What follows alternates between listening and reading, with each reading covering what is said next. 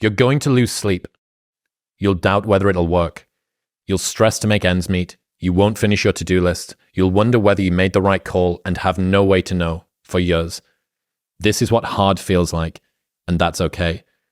Everything worth doing is hard, and the more worth doing it is, the harder it is. The greater the payoff, the greater the hardship.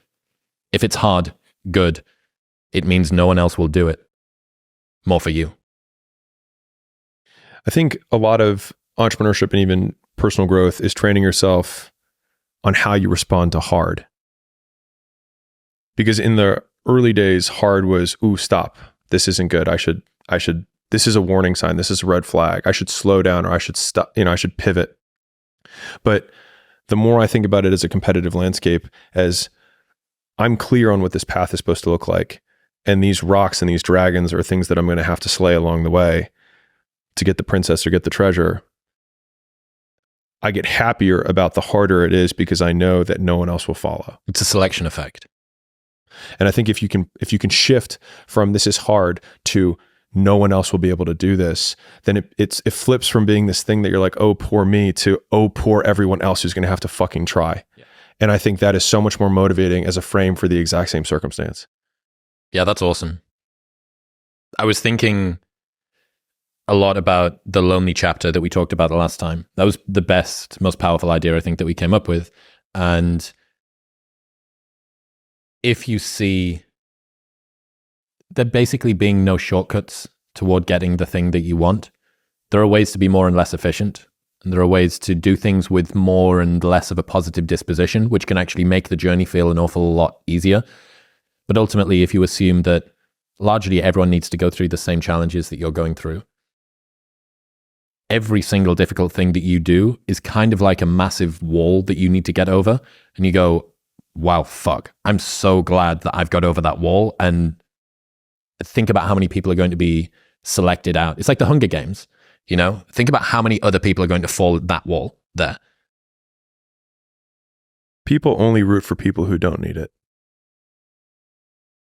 Like the amount of times when I was on my lonely path where I was too different from the friends that I had, but not successful enough to be friends with the people that I wanted to be friends with. That's when you want people to root for you. That's when you want people to support you. Once you've already won, people are like, he's amazing, he's so good. But like, that's the time when you need it the least. And so you always have to be the person who roots for you before everyone else does. And it's usually a single clap in the auditorium for a very long period of time. It is a slow clap that's just you rooting for you. And that visual, I think, is one that you can kind of take because it is. People struggle to do things alone. And the path of the exceptional person is one of an exception, which means that you are not with other people. And rather than fighting that or bemoaning it, see it as an indicator that you're on the right path. Because if everyone else were cheering you on, then it means you're not in the right place, because it means you're just like everyone else, and that's not where you want to be. It's an interesting paradox that the energy it requires to start doing something is way more than the energy required to continue doing the thing. And that the beginning of doing anything results in the lowest amount of reward, both internal and external, than when you've been doing it for ages. So I think about this a lot with the show, that there was this stat that Spotify told us 85% of the listeners of this show found us in 2023. Right. And I thought at the end of 2022, remembering at that point, I'd been on Rogan, we were at like 650K. We've got, we've been doing 550, 600 episodes deep. Yeah. Like I've got it. I've done the thing. Like this is me doing, if this isn't fucking doing the thing, I've moved to Austin, Texas. I've got an O1 visa. I've got like all the rest of this stuff. Jordan Peterson's been on twice. You've been on. And yet everything up until that point is 2 months of growth. Yeah, I mean, we made more money just from a revenue perspective. We made more money and more subs in 1 month December of last year than we did in the entire first 3.5 years of the show. So it's this odd paradox. And one of the things that you need to ensure, I've had this idea about protect your passion at all costs, because if you begin to hate the thing that you do, you negatively change your trajectory. And that means that at the time when you can benefit the most by every single unit of work, which is the later that you go, presuming that you continue to hit that upward trajectory, if you've completely killed any passion or desire to do the work in the early stages because you've not protected it appropriately, that can be by focusing on the wrong things, by not rewarding yourself, by not building it with people that care about you, by, just not celebrating when you hit milestones, all of the things that actually help to keep you going. Being a character. By the time you get to the stage where each unit of effort allows you to gain 1,000 or 1,000,000 of each of the things that it would have done at the very beginning, you've inverted the passion equation. Takes way more energy to start a thing than to continue doing a thing. And yet, in the beginning, the rewards are way lower than they are at the end. But if you don't protect your passion, your motivation is at its lowest when you are at your highest amount of efficiency in terms of returning your time put in. I think a hopeful message that anyone can think about who's in that hard period or in that start period is that it won't get harder. Like, this is the hardest part. And so if you can just make it through this, everything else is downhill. It's not that the things that the dragons are going to slay aren't going to get bigger. They are. But you become so much more equipped to slay them back. And you have so many more allies. You have people in the stands cheering for you. You have the audience. You have all of these other things that are behind you. But in the beginning, it's just you with a stick against a bear. And arguably, that fight is a harder fight to win than beating a dragon when you have a nuclear bomb and 6 nations behind you.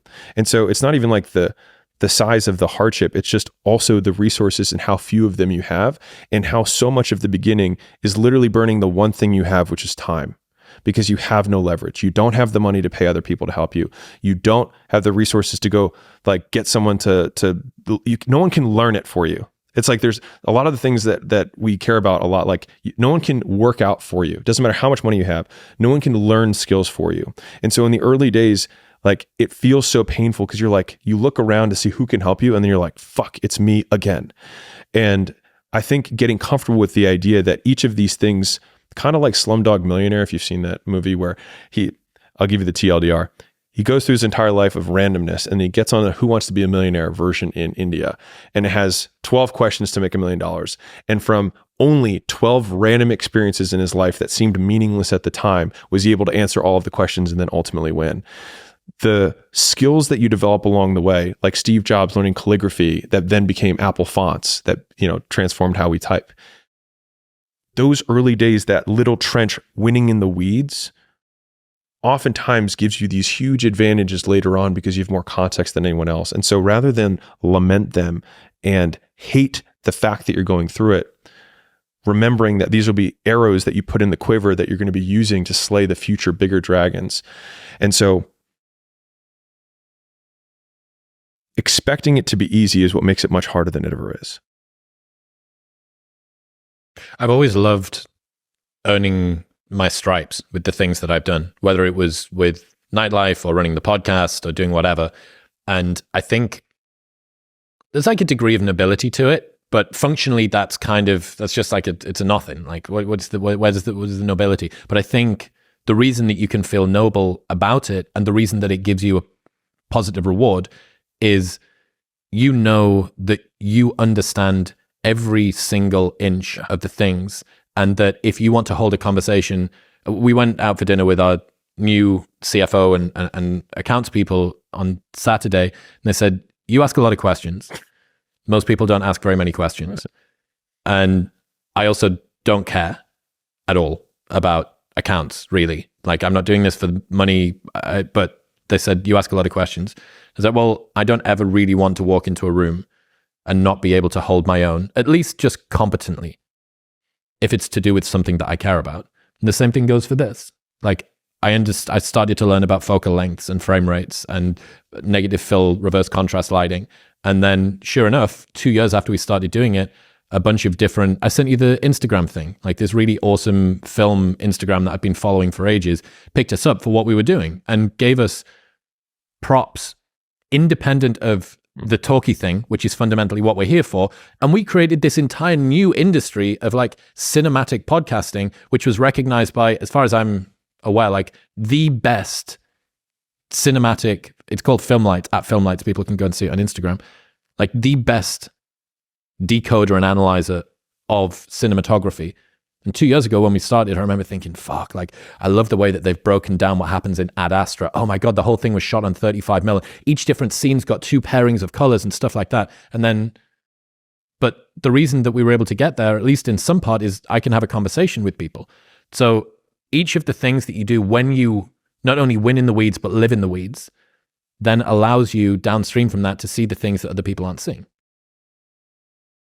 There's a quote that I love from Dr. Kashi. I'll probably butcher it, but experts have more ways to win than beginners do.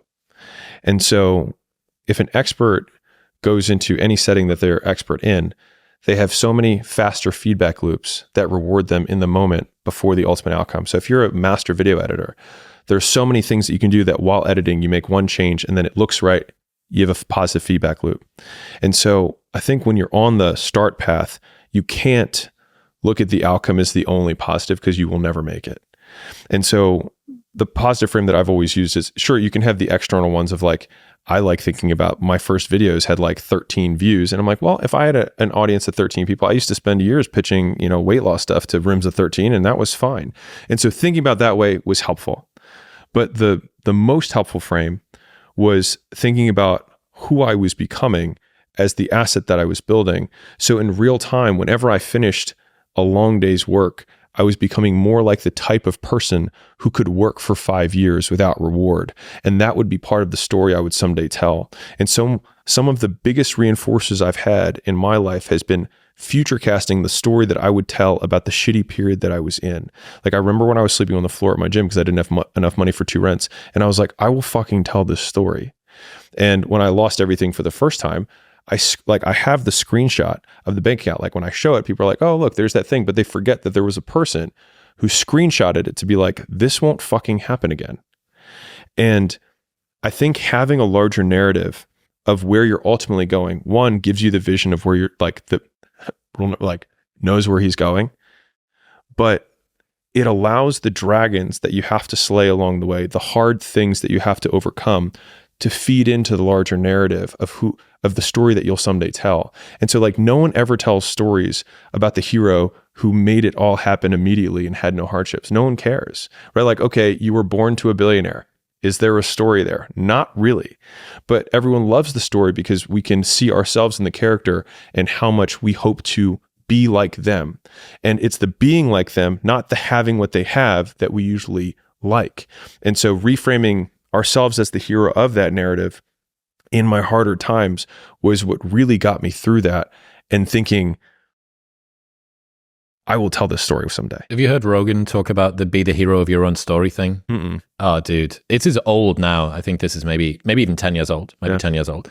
And he's in he's in the LA podcast studio. And he says, imagine that you're in a movie, and imagine the movie begins now. And you're the hero of the movie. Yeah. What would that guy do? Yeah. What would that guy do right now? Yeah. Because you are. I just got into business. So actually I just made the investment in Skool. And I was talking to Sam, the founder, and I said, what? Sam. What's Sim? Sim. That's the way he says his own name. Yeah. And I was talking to him and I said, I want to give you the single easiest razor to predict my behavior. And I said, whatever will be the most epic story is the thing that I will most likely do. And so oftentimes the most epic story is not the shortest outcome to victory. It's the long saga that results in this big thing later eventually. And I was like, if you ever want to know, if you're like, I'm not sure what he's going to do in this situation, just wonder what the most epic story to tell would be. And that's usually what I will do. And I don't know if that's self-aggrandizing, but that's genuinely my razor for even making the big decisions about, okay, I'm going to sell Gym Launch. I'm going to marry Layla. I'm going to slum it and live at the gym. I'm going to fly around and do turnarounds. I'm going to start this whole idea of a media company that just gives exclusively. Or like, how do I put all these together? It's like, well, what would be the most epic story? And I thought of this idea of just like, when I think about who that story I want to tell is this billionaire that documented the entire thing the whole way and just gave. Because I always thought, I was like, I wish that Elon Musk and Warren Buffett and all these guys would have and Jeff Bezos would have just I would love to have seen 1997 Amazon content. And a lot of the content in terms of it's getting 5 views. It's like, it's okay, because when we make it, they're going to come back and watch this. So I don't need them to watch it today. I want them to know that it's here when I do. And I think that got me out of the loop of it. I have to win right now. And then every one of them is just dropping a kernel or a breadcrumb for future me to refer back to. This is a Cybertruck. This is $100 grand. And somebody watching this video right now is going to win one of those two in the next 30 days. In fact, last month, Keytron won. Which one did you win? Cybertruck. Was it worth it? Yeah, sure. And he did it by building a community that helped people fix their credits and got to $132,000 in his first try. And listen, that was amazing for Keytron, but let me tell you about the other top 10 people that were here with me. And so here they are on the leaderboard, and here they are in real person. And so Adnan got to 27,000, Vineet 40,000, Ryan got to 44, Ted got to 48, Max 40, Anthony 101, Javon, Salah, Kevin 123, Bank 48, Devin 37. And so listen, I could keep talking about this, but you might be wondering, what's Skool? How does it work? Well, let me explain. So Skool's an online platform for building a group online about whatever you want. It's easy, and sure, everyone says that, but how easy? Well, right now, 1 out of 2 people who start a community online make money. Yes, 54.1%. And the reason that we have such a high success rate is because we spent hundreds of hours studying thousands of successful groups to figure out exactly what they did to make money. And then we broke it down into a step-by-step recipe for making money. Doesn't that smell good? And so we boiled it into do this X times per day and do this Y times per week. And it works. It works so well that right now the average paid community makes $1,360 per month in recurring revenue, which is pretty sweet. So no, it won't make you into a billionaire, but it will help you get started. And you can keep scaling all the way up like the 10 people that I was just showing you earlier. And on top of that, we built everything that you need to run a paid group on Skool already. So no, you won't need to start a Stripe account. No, you won't need to build a website. No, you won't need to have any inventory. And you won't have to hire anyone new. No thanks, guys. We're good. Skool works out of the box. Ta-da! It's that easy. We built it that works the same way as social media, so you don't need to learn anything new. All right, there's not even a single piece of technology that you figure out. You just log in and you can collect money in minutes, literally. And if you're just starting out, here's you. You're literally who we built Skool for. So remember those crazy people that I showed you over there? Say hello. They did this last month, and if they can do it, so can you. This is built for people who are brand new to business or brand new to online business. And if you're wondering, well, do I need to have an audience? No, half of those guys didn't have an organic audience, and these guys are the winners. So no, we'll show you where and how people are getting their first customers absolutely free. Follow me. Listen, if you don't believe me, think about it like this. If we get 1 out of 2 paid communities to make money, most people don't have organic audiences. So we had to figure it out or no one would stay on Skool, but we have. And that's why we have tens of thousands of groups on Skool right now. And as much as I'd like to think people love me, people stay because they make money. And we'll show you exactly how they did it. And also, just to make sure you don't get stuck on any step, I answer questions every single week. I hop on calls. And so if you want to hop on there live, we usually have 200 or 300 people who hop on those calls. So it's not huge. And so now's the best time to get started. So if that sounds at all interesting, the best part is you can start a community of your own absolutely free. Just click the yellow button below this video, enter your details to start your absolutely free trial.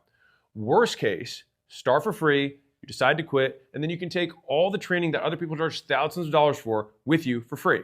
Again, that's the worst case. Best case, you take a zero risk move and build an online business that could change your life forever. And to be clear, I'm not asking you to decide yes or no today. I'm asking you to make an informed decision. That's it. And the only way you can do that is on the inside, not on the outside. So get inside and see if everything that we say is true and valuable to you. Then if it is, in 2 weeks is when you can actually decide for real. And if you get in and decide it's not for you, no sweat. But you can't truly make an informed decision right now for the same reason you don't buy a house without looking inside of it first, or test drive a car before buying it. So this is a guaranteed risk-free test drive. And listen, whether it's 13 minutes or 13 days from now, if you decide that it's not for you for any reason whatsoever, all you have to do is go to your profile and click cancel. That's it, one click. And the only reason you can make an offer that strong is because you're confident that what you have is the real deal. And I'm fairly confident that when you sign up by hitting the button below, you're getting exactly what you need to start your online business. So you might as well give it a shot. The only other guarantee is that if you don't take this shot, you'll stay right where you are right now. But if you take action, you could be the next one coming out to Vegas celebrating how quickly you built an online business with consistent monthly recurring revenue and driving away in a Cybertruck or with $100,000 in cash in your pocket. Pretty neat. So click the button below, join us in the Skool Games. I take calls every Monday. Hop on and be sure to let me know you're new. I'll see you on the other side.